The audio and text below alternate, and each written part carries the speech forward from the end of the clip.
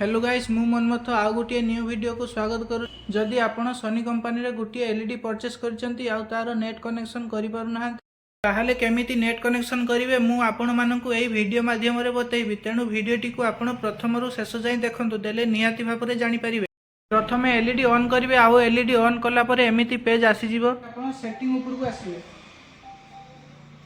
Setting ऊपर को आसी जिवो, सेटिंग ऊपर क्लिक करिवे।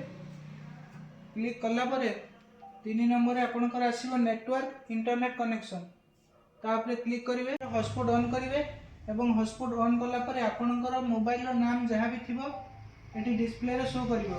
मोर जेतु जेना सेल्स नाम अछि तेनु मु जेना सेल्स ऊपर क्लिक करूची आ जेना सेल्स रो पासवर्ड आपन मोर जहां अछि मु लॉगिन करिवे। आपनकर मोबाइल रे जहां सेटिंग करथिबे तार पासवर्ड टी को आपन एठी मारिबे, माने हॉटस्पॉट रो पासवर्ड। तार पासवर्ड टी को लॉगिन करि सारला परे राइट रे ठीक चिन्ह थी ठीक चिन्ह उपर क्लिक करेंगे।